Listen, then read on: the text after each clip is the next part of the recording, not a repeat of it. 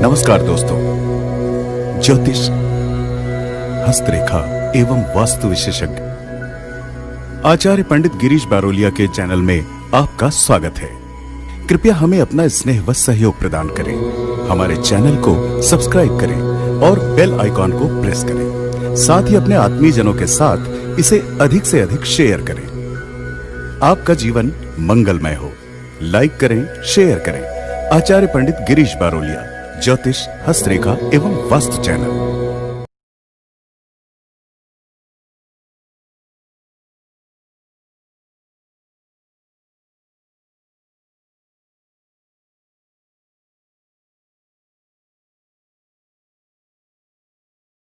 राधे राधे, जय श्री कृष्णा। नमस्कार, मैं आचार्य पंडित गिरीश बारोलिया, गायत्री महामंत्र। ओम भूर्भुवः स्वः तत्सवितुर्वरेण्यं भर्गो देवस्य धीमहि धियो यो नः प्रचोदयात्। अखण्डमण्डलाकारं व्याप्तं येन चराचरं तत्पदं दर्शितं येन तस्मै श्री गुरवे नमः। तस्मै श्री गुरवे नमः।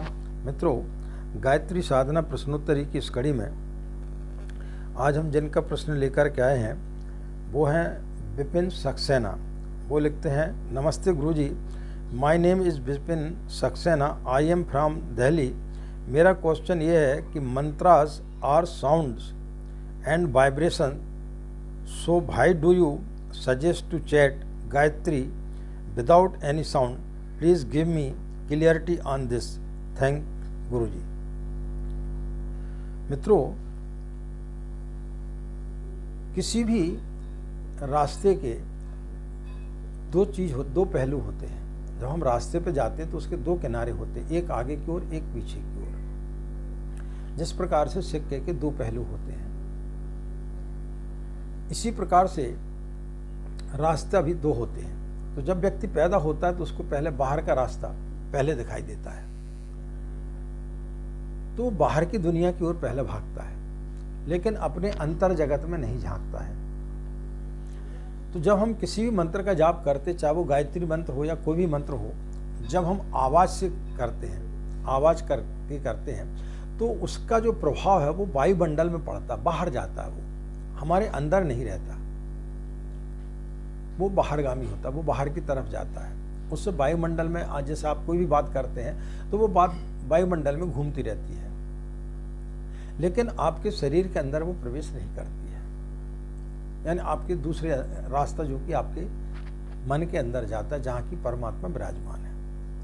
तो जब हम मानसिक जाप करते हैं, मन ही मन करते हैं, तो वह मंत्र जो हमारे अंदर घूमते रहता है। रात्रि में जैसे आपने सोते समय किसी चीज़ का आप ध्यान करके सो, तो दिन भर सो के उठें, जब आप सो करके उठेंगे तब भी वो चीज़ आपको याद रहेगी और दिन भर आपके अंदर वो उसका चिंतन चलता रहेगा। तो जब व्यक्ति मानसिक जाप करता है तो उसके अंदर चिंतन चलते रहता है, उसके अंदर वो मंत्र घूमते रहता है। और जिस प्रकार से अलग अलग मंत्रों की अलग अलग चीज़ें रहती हैं, जैसे आप ओम नमः शिवाय मंत्र का जाप करते हैं तो उससे 3 ग्रंथियाँ आपकी जागृत होती हैं, स्थूल शरीर, कारण शरीर और सूक्ष्म शरीर। जब हम गायत्री मंत्र का जाप करते हैं तो व्यक्ति की 24 ग्रंथियाँ जागृत होती हैं।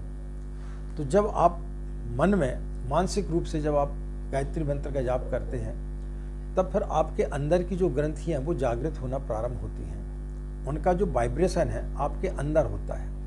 तो जब व्यक्ति के अंदर वाइब्रेशन होता है तो वो उन ग्रंथियों पर जा कर के चोट करता है। यदि आप जोर से बोलेंगे तो वो आपके अंदर की ग्रंथियों को नहीं खोलेगा। जैसे आपने कभी देखा होगा, आप वैष्णो देवी जाते हैं, किसी मंदिर में जाते हैं, जयकारा लगाते हुए जाते हैं, वो चीज़ आपको याद नहीं रहती, लेकिन एक क्षण के लिए जब आप ईश्वर के निकट जाते हैं, मूर्ति के सामने आप खड़े होते हैं और उस समय आप ध्यान करके जो भी चीज़ मांगते हैं वो आपको सारी जिंदगी याद रहती है कि आपने उस समय जा करके क्या प्रार्थना की थी। लेकिन रास्ते चलते जो आप जयकारा लगाते जा रहे थे वो आपको याद नहीं रहता। तो ये जो जोर से जो बोले जाता है वो भजन कीर्तन का एक विषय है, जहाँ पर कि माहौल बनाया जाता है, जहाँ पर कि लोग बैठ कर के भजन कीर्तन करते हैं। लेकिन जो लोग सुनते रहते हैं उनमें ज़्यादा प्रभाव पड़ता है, जो बोलते हैं उनको तब प्रभाव नहीं पड़ता, क्योंकि उनके अंदर जो है अंदर उनकी जो है वो ध्वनियाँ प्रतिध्वनि होती रहती है। तो किसी भी मंत्र का जब हम आप जाप करते हैं तो उसका जो ध्वनि है वो जब हमारे शरीर के अंदर होती है वो ज़्यादा हमें लाभदायक सिद्ध होती है। इसलिए विपिन जी, आशा है आप हमारी बात को समझे होंगे कि आप मानसिक रूप से यदि किसी मंत्र का जाप करते, खासकर गायत्री मंत्र का, तो आपके अंदर जो 24 ग्रंथियाँ हैं वो जागृत होती हैं। तो मानसिक जाप आपको करना चाहिए। जोर से बोलने से आपकी जो शक्ति है, आपकी जो ऊर्जा वो बाहर जाती है, ना कि आपके अंदर आती है। इसलिए अंदर ही परमात्मा है, परमात्मा कहीं बाहर नहीं है। हमारे अंदर जिस दिन हम झांकेंगे उस दिन हमें परमात्मा मिलेगा। इसलिए उसे बोलते हैं हम, जब हम साधना की स्थिति में जाते हैं तो हम बोलते हैं कि साधक स्तर का व्यक्ति, यानी जिसने अपने मन को साध लिया है। तो जो अपने मन पर नियंत्रण कर लेता है, जो अपने अंदर प्रवेश हो जाता है, तो जब जिसके अंदर उसका वाइब्रेशन अंदर आना प्रारंभ हो जाता है तो फिर उसको वो गायत्री मंत्र या कोई भी मंत्र जो वो जपता है वो फलित होना प्रारंभ हो जाता है। तो आशा है आपको हमारी बात समझ में आई होगी। इन्हीं कामनाओं के साथ में कि आपका दिन मंगलमय हो, आप लोग खुश रहें, मस्त रहें, माँ गायत्री का असीम कृपा इसी प्रकार आप लोगों पर बनी रहे। हमें आगे दें। नमस्कार। ओम शांति।